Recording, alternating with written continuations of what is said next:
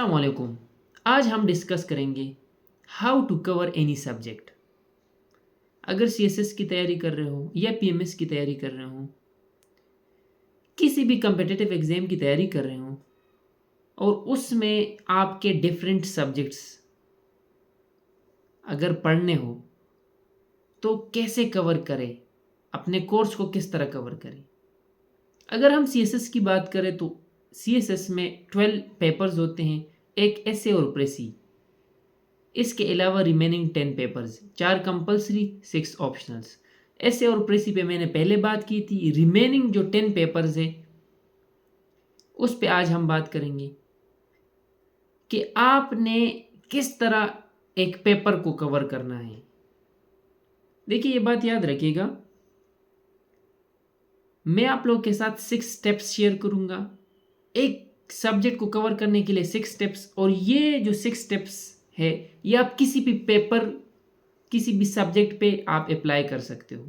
अगर आप current affairs cover करना चाहते हो, या पाकिस्तान अफेयर्स कवर करना चाहते हो, या इस्लामिक स्टडीज़ कवर करना चाहते हो, या जनरल साइंस, या पॉलिटिकल साइंस, या इंटरनेशनल रिलेशन, या जेंडर, या sociology, criminology, European history, USA history, public administration, ऐसे चलते जाओ, कोई भी सब्जेक्ट हो उसको आपने किस तरह कवर करना है। तो ये 6 स्टेप्स जो है आपके माइंड में होने चाहिए। अगर इसमें से किसी एक को भी आप इग्नोर करते हो, स्किप करते हो, तो आपका पेपर बहुत ख़राब होने वाला है।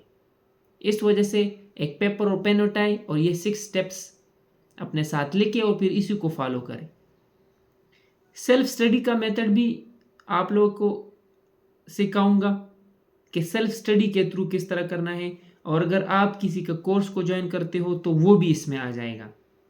अक्सर अंडर प्रिविलेज स्टूडेंट्स होते हैं तो उनको नहीं पता होता, अफोर्ड भी नहीं कर सकते किसी के कोर्सेज, किसी के नोट्स अफोर्ड नहीं कर सकते, तो उनके लिए फिर ये ज़रूरी है कि आपने खुद किस तरह कवर करना है।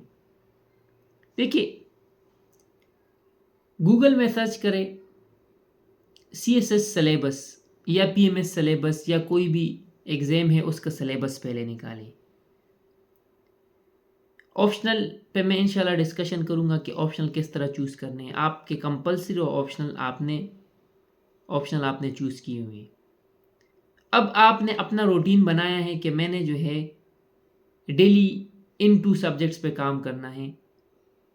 इन 2 महीनों में मैंने ये पाकिस्तान अफेयर्स, या ये मैं जेंडर मैंने, या क्रिमिनोलॉजी मैंने कवर करनी है, पॉलिटिकल साइंस कवर करनी है। तो सबसे पहले स्टेप आपका क्या होना चाहिए?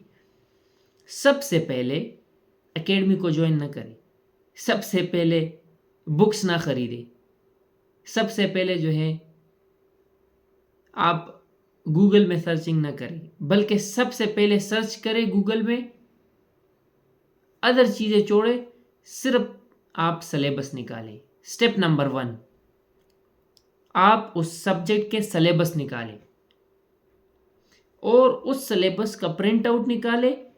उसको कम से कम 5-6 दफ़ा पढ़े कि अच्छा ये सिलेबस है, ये 7 चैप्टर्स है, ये 8 चैप्टर्स है सिलेबस में, और ये टॉपिक्स है। हर टॉपिक, अगर सिलेबस के आउटलाइन में 50 टॉपिक्स है तो वो 50 टॉपिक्स आपके मेमोरी में होने चाहिए कि अच्छा ये 50 टॉपिक्स मैंने कवर करने हैं। Topic 1, topic 2, topic 3, topic 4, topic 5, topic 6, topic 7, इस तरह चल ले जाओ। दोस्तों, इन 10 सब्जेक्ट्स में ख़ास तौर पे करंट और पाकिस्तान अफेयर्स है कि इसका सिलेबस थोड़ा क्लियर नहीं है, थोड़ा ब्रॉड टर्म्स में उन्होंने डिफ़ाइन किए है। तो उसके लिए आप करंट अफेयर्स मेरा सेशन है वो ज्वाइन कर सकते हो, क्योंकि स्टूडेंट्स को पता नहीं चलता कि मैंने करंट अफेयर्स में क्या कवर करने हैं। या आप मुझे मैसेज करें व्हाट्सएप पे, मैं पाकिस्तान अफेयर्स का सिलेबस आपके साथ शेयर कर सकता हूँ, जिसमें 119 टॉपिक्स हैं। प्री पार्टीशन है, पोस्ट पार्टीशन है, कंटेम्प्रेरी इश्यूज़ है। इन 2 सब्जेक्ट्स के अलावा सीएसएस की मैं बात कर रहा हूँ, जो सिलेबस में है बस वही आपने कवर करना है। पाकिस्तान और करंट अफेयर्स में, अब करंट अफेयर्स में ये है कि उन्होंने मेंशन किया है कि डोमेस्टिक फॉरेन पॉलिसी और वर्ल्ड अफेयर्स। मगर वो टॉपिक्स इस तरह नहीं आते। करंट अफेयर्स के टॉपिक्स आते हैं आपके पूरे साल में क्या ट्रेंड्स चले हैं, क्या इश्यूज जो है उस पर डिस्कशन हुई है, वही इश्यूज आपने कवर करने हैं। तो पूरा साल आपने न्यूज़पेपर और रिसर्च पेपर्स इसके साथ जो है आपने स्टिक रहना है और उस पर काम करना है। तो करंट और पाकिस्तान अफेयर्स का सिलेबस में थोड़ा क्लिच है। वो आप करंट अफेयर्स किसी टीचर को ज्वाइन करें, कोशिश करें। अगर नहीं ज्वाइन करते तो आप फिर खुद ही न्यूज़पेपर रीडिंग ज़्यादा से ज़्यादा करें और इश्यूज़ को कवर करें, नोट्स बनाएं। किस तरह लॉन्ग नोट्स बनाओगे, शॉर्ट नोट्स बनाओगे, उस पर मैं डिस्कशन करूँगा। पाकिस्तान अफेयर्स का सिलेबस मैं शेयर कर दूंगा, आप खुद ही भी कवर कर सकते हो। सो नंबर 1 आपका क्या काम है, सिलेबस पढ़ो, 4-5 दफ़ा पढ़ो। उसके जो टॉपिक्स है, सब टॉपिक्स है, वो आपके माइंड में होने चाहिए, सही है ना। उसकी मल्टीपल रिविजन्स कर लो। इस पे आपका 1 घंटा लग जाएगा ज़्यादा से ज़्यादा। दूसरा काम आपने क्या करना है, आपने गूगल में सर्च करना है कि क्रिमिनोलॉजी मैंने कवर करनी है, इसके पास पेपर्स निकालो। 2024 का पास पेपर, 2023 के, 2022 के, 2021, 2020, 2019, 2018, 6 प्रीवियस 6 ईयर्स की पास पेपर जो है वो मोर देन इनफ है। 7 ईयर्स के निकालो, 8 ईयर्स के निकालो, कोई इशू नहीं है। पास पेपर निकालो। अब सिलेबस भी आपके माइंड में है। अब आप इसको थोड़ा क्या करें, सिलेबस और पास पेपर को थोड़ा कंपेयर करें। किस तरह कंपैरिजन करनी है कि क्या ये टॉपिक पास पेपर में आया है, क्या ये टॉपिक पास पेपर में आया है, क्या ये टॉपिक पास पेपर में आया है। आपको अंदाजा हो जाएगा कि पास पेपर में कौन से ऐसे क्वेश्चंस है जो इन एरियाज से, इन सिलेबस के इन एरियाज से आ रहे हैं। समझ आ रही है ना। आप पास पेपर ज़रूर जो है पढ़े, और पास पेपर से ये भी अंदाज़ा हो जाएगा कि यार ये टॉपिक है, इस पे ये क्वेश्चन आया है, किस डायमेंशन से आया है। मुख्तलिफ पहलू आपको समझ आ जाएगा, अच्छा ये इस कंटेक्स्ट में जो है इससे रिलेटेड क्वेश्चन आ सकता है। समझ आ रही है ना। तो सिलेबस पढ़े, फिर पास पेपर पढ़े। अगर आप MS वर्ड में ये सारे एनालिसिस कर सकते हो कि ये टॉपिक इस पे ये क्वेश्चंस आए हैं, तो ये ज़्यादा बेहतर रहेगा। हैंड रिटन रजिस्टर वगैरह में भी कर सकते हो एनालिसिस। इसको कहते हैं पास पेपर एनालिसिस, कि पास पेपर आपने पढ़े और ख़ास तौर पे पास पेपर के जो क्वेश्चन है उसके ऊपर आपने लिखा कि ये फलाना टॉपिक है, ये टॉपिक है, ये टॉपिक है। पूरे 8-10 सालों की आपने एनालिसिस कर ली। थर्ड जो आपने करना है वो है कि अगर आपको बहुत ज़्यादा डिफिकल्ट लग रहा है ये प्रोसेस और आपके साथ टाइम नहीं है, और आप ये फील कर रहे हो कि यार मुझे मेंटोर की ज़रूरत है, टीचर की ज़रूरत है, तो आप किसी का सेशन ज्वाइन करें। समझ आ रही है ना। थर्ड स्टेप पे जो है, अगर आप अफोर्ड कर सकती हो तो किसी का सेशन ज्वाइन करें। अगर नहीं अफोर्ड कर सकती तो आप सोर्सेस पे जाए। अब सोर्सेस, सिलेबस पास पेपर आपने पढ़ा, आप सोर्सेस कलेक्ट करें। अगर किसी का सोर्स भी ज्वाइन करोगी, किसी का कोर्स भी ज्वाइन करोगे, तो फिर भी आपने सोर्सेस कलेक्ट करने हैं। डेटा कलेक्शन में ये बात याद रखिएगा कि अगर लोकल बुक हो या रिकमेंडेड बुक हो या कोई फॉरेन ऑथर्स की बुक हो, बुक्स हो, ये मैटर नहीं करता कि ये लोकल बुक है कि नहीं। बाद लोग इस कंफ्यूजन का शिकार होते हैं कि बस मैंने फॉरेन ऑथर्स ही पढ़ने हैं क्योंकि यहाँ जो मटेरियल है ये हर बंदा रीड कर रहा है, यूनिकनेस ख़त्म होती है। देखिए ये बात याद रखिएगा कि जो सोर्सेज है वो अगर लोकल बुक्स भी है, उससे अगर आप नोट्स मेकिंग करते हो तो उसमें आपके अपने एक्सप्रेशंस ऐड होते हैं। आप रेलेवेंट फैक्ट्स एंड फिगर्स अलग से देखते हो। जो मेन चीज़ डिपेंड करता है कि आपका एक्सप्रेशन किस तरह है। अगर लोकल बुक से आप पढ़ते हो, किसी एकेडमी का,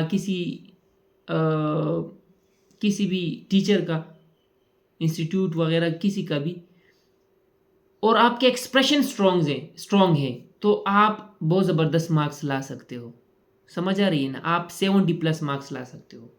अगर आप बुक्स पढ़ते ही नहीं हो, आपको किसी टीचर के बेस्ट नोट्स मिल जाए।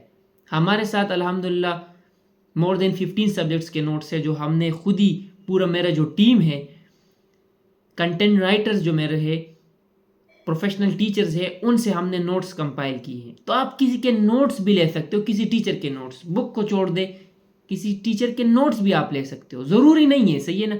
मेन चीज़ ये है कि आप एक टॉपिक को कवर करें, उसके बहुत सारे डायमेंशंस कवर करें, उसको डिटेल्ड में कवर करें। बस कंसेप्ट चाहे आप गूगल से लो, चाहे यूट्यूब से लो, चाहे टीचर से लो, चाहे इंस्टीट्यूट के किसी बुक से लो, किसी रिसर्च पेपर से लो, किसी फॉरेन ऑथर से लो, मेन चीज़ ये है कि आप उसके सारे डायमेंशंस कवर करो डिटेल्ड में, वो कंसेप्ट क्लियर हो जाए। वो कंसेप्ट आपका क्लियर होना चाहिए, उसके मेन पॉइंट्स आपके साथ होने चाहिए। फिर उसको आप किस तरह लिखोगे, आपके एक्सप्रेशन किस तरह है, उस पर डिपेंड करेगा कि आपने कितने मार्क्स लिए। प्रेजेंटेशन प्लस एक्सप्रेशन, और प्रेजेंटेशन और एक्सप्रेशन जो है आपका ऐसे और ख़ास तौर पे करंट अफेयर्स की वजह से इम्प्रूव होगी। तो उस पे अलग से काम है मेरा, ऐसे सेशन वाला, ऐसे एनप्रेसी वाला वीडियो देख के कि आपने ऐसे किस तरह कवर करने हैं। वो एक्सटेंसिव प्रैक्टिस से जो ही आपका एक्सप्रेशन इम्प्रूव होगा, ऐसे की वजह से आपका एक्सप्रेशन इम्प्रूव होगा। ज़्यादा से ज़्यादा लिखोगे तो आपके बहुत ज़बरदस्त वर्ड्स आएंगे। पैराग्राफ राइटिंग से आपका एक्सप्रेशन इम्प्रूव होगा। तो फिर आप अगर कहीं से भी नोट्स बनाओ या किसी की भी नोट्स आप यूज़ करो, आप आसानी से बेस्ट मार्क्स ले सकोगे आपके, क्योंकि एक्सप्रेशन यूनिक होते हैं। हर बंदे का एक्सप्रेशन यूनिक होता है।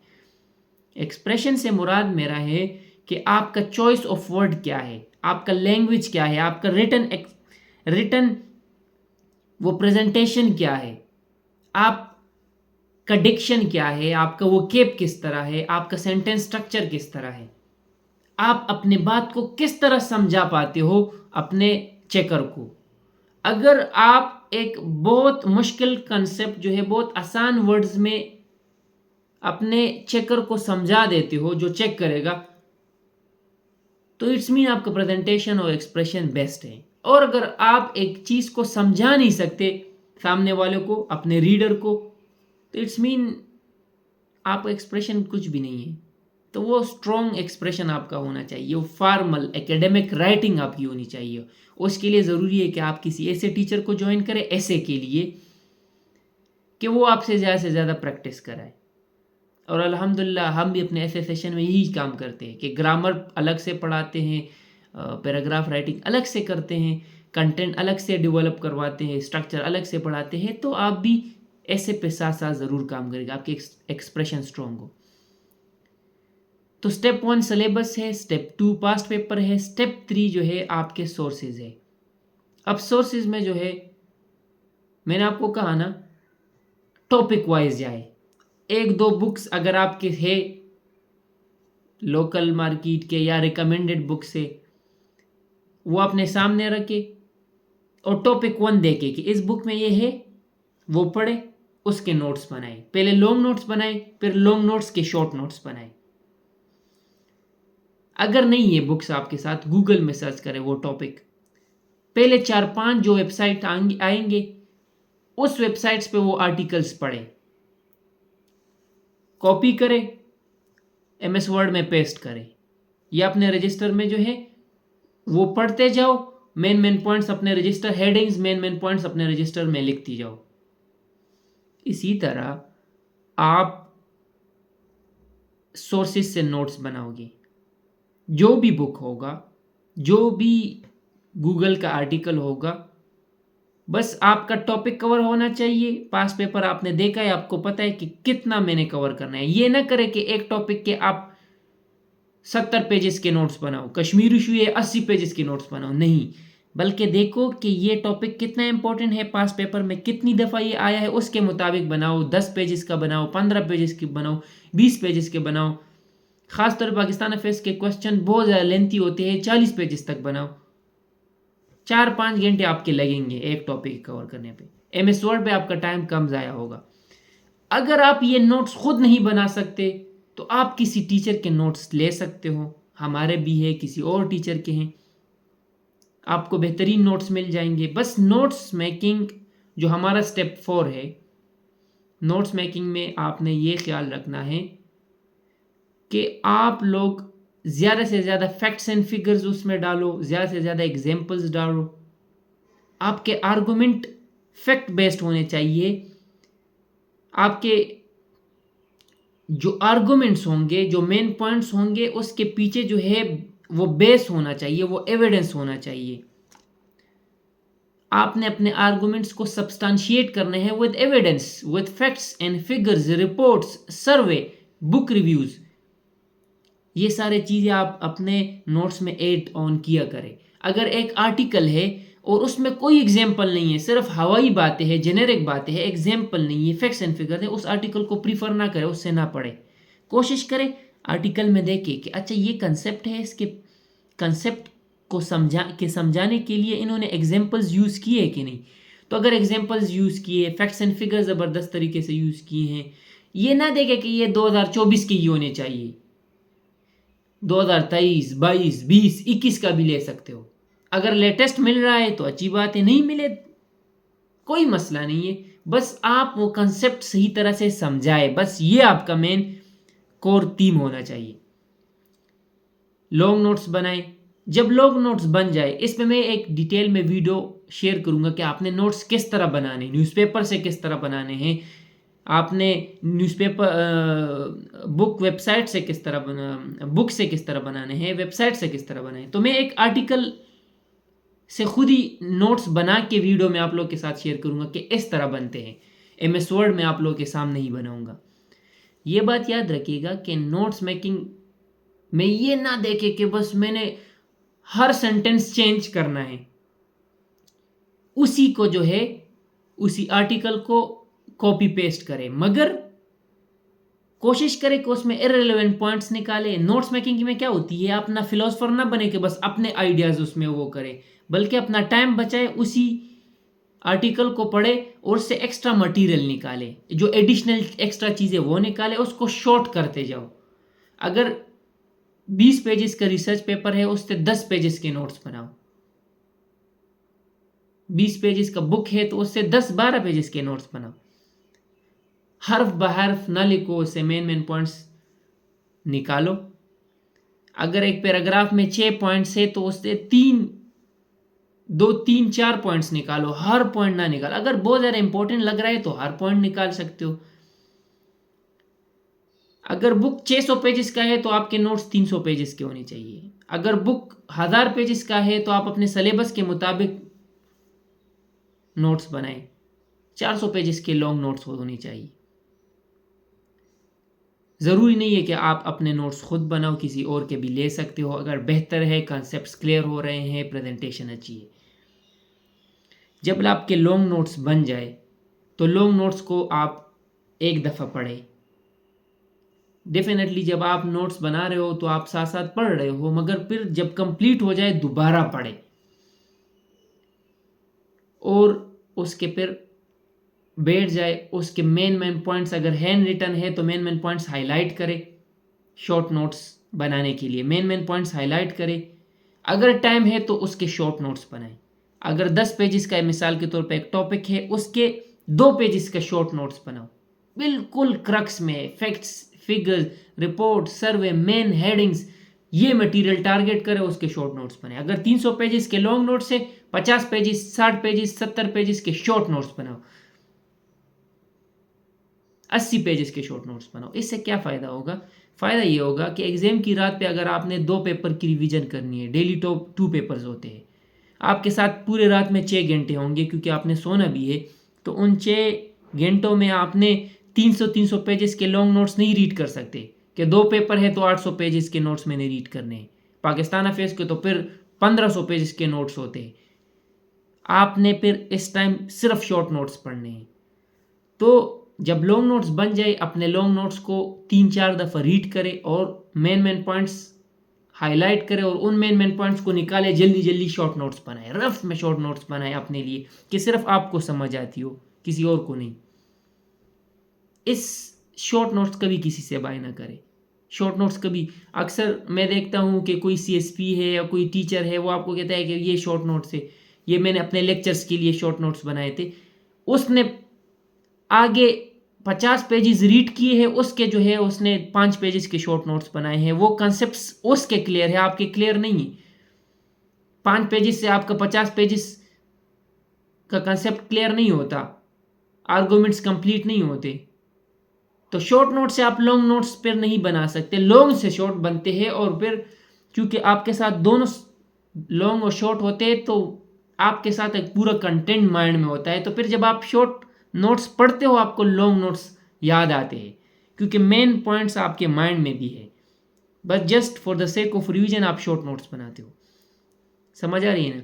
तो पॉइंट नंबर 1 हमारा सिलेबस था, पॉइंट नंबर 2 हमारा past papers analysis, point number 3 हमारे सोर्सेज कलेक्ट करना, ब्राउजिंग, गूगल सर्च वगैरह करना। पॉइंट नंबर 3 हमारा लॉन्ग नोट्स बनाना और उसके शॉर्ट नोट्स बनाना। Point number 4 sorry, long notes और शॉर्ट नोट्स बनाना। पॉइंट नंबर 5 में हमने अभी अपने शॉर्ट नोट्स की रिवीजन करनी है।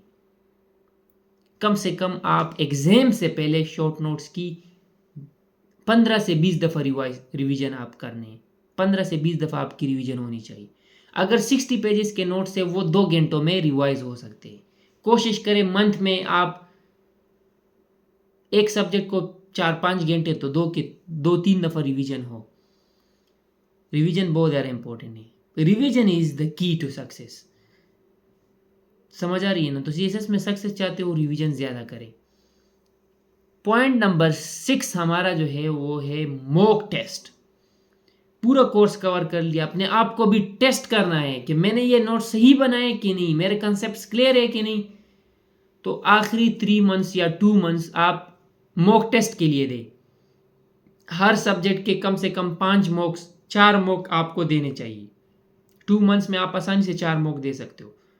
तो full long notes short notes पढ़े और पेपर अटेम्प्ट करें। मॉक टेस्ट में क्या होता है, पेपर पूरा आप लिखते हो, वो आपका मेंटोर चेक करेगा, आपको अपनी गलतियां पता चल जाएगी। आप नोट्स में फिर करेक्शन कर सकते हो, कोई मसला है या आपको याद नहीं आ रहा, दोबारा मॉक दो, दोबारा रिवीजन हो जाएगी, दोबारा एवल्युएशन हो जाएगी, एनालिसिस भी हो जाएगी, सेल्फ एनालिसिस भी हो जाएगी, नोट्स की एनालिसिस भी हो जाएगी। तीसरी दफ़ा फिर आप मॉक टेस्ट दो। इसी तरह 3-4 मॉक ज़रूर आपने देने। ये 6 पॉइंट्स आपने अपने माइंड में रखने हैं और आपने CSS की तैयारी करनी है। Are you getting the point? अगर आप लोग CSS की तैयारी कर रहे हो तो सिलेबस एनालिसिस करें, पास्ट पेपर की एनालिसिस करें, सोर्सेस या किसी के नोट्स पढ़े, उसके लॉन्ग नोट्स नहीं बना सकते, किसी के पढ़े, उससे शॉर्ट नोट्स खुद बनाए, फिर रिवीजन करें, फिर मॉक टेस्ट दें। I hope this video helps you, क्योंकि ये जो 6 स्टेप्स है ये मैंने पिछले 7-8 सालों में एक्सपीरियंस की है। हज़ारों स्टूडेंट्स के साथ इंटरेक्शन की है, उनके फेलियर्स को देखा है, उनके सक्सेस को देखा है, और उसके बाद मैंने ये डिकोड की है ये 6 स्टेप्स आप लोगों के लिए। Thank you so much for listening. अपना ख्याल रखिएगा। अल्लाह हाफिज़।